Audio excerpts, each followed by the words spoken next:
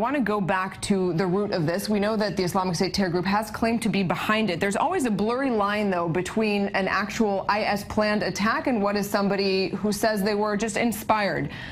In what cases does IS actually claim to be behind this? Yes, you make a very important point, actually, and quite surprisingly, actually, the Islamic State has a pretty reliable record when it comes to claiming attacks, and for that matter, also not claiming attacks if it wasn't them. So basically, they have a two-tier system, if you like. On the one hand, they're sending out terror cells.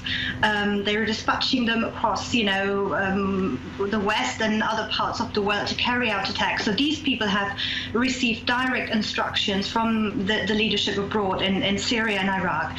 But they have also come up with a system which basically means that anyone can become a soldier of the caliphate, how they call it, simply by pledging allegiance to them. So all that is required is for the individual that carries out the attack to leave behind a note, a video, audio, print, whatever, that says, I'm pledging allegiance to Abu Bakr al-Baghdadi or the Islamic State. And then, once he carried out that attack, the Islamic State will then release that, what they call bay'ah, this pledge, and then say, this was a soldier of the Islamic State. That makes them extremely lethal, because it means we are not just dealing with terror cells that are easier to detect, but we are also dealing with self-radicalized individuals that can basically pop up everywhere and say, we are part of the wider ISIS family. Right, Julie, on that, and that very key part of the fight against terror that really every city around the world in many ways is dealing with, it's pretty straightforward to gauge IS presence on the ground. We know the group is losing ground in Iraq and Syria.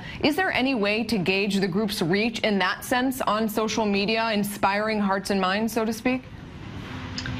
Well, that is the tricky part. It's not enough for us to defeat them on the battleground. In fact, the more they lose ground in Iraq and Syria, the more dangerous they become for us. Because one of the reasons why this group has such great appeal for young men and women that have flocked to Syria and Iraq to join them is this sort of myth of invincibility that they've created. So now that they're losing on the home front, they need other outlets where they can show strength. And they do that by leashing out against us in the West.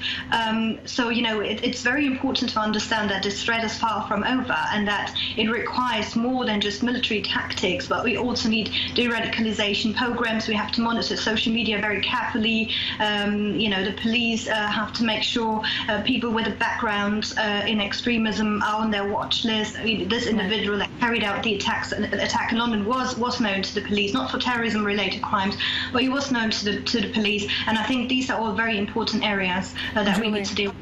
As you mentioned, you can certainly put boots on the ground and with tanks to help defeat the group militarily. How do you counter this? This is the question that we're always asking here. And there are radicalization programs, de-radicalization programs in the United Kingdom for many years now. How would you rate their success?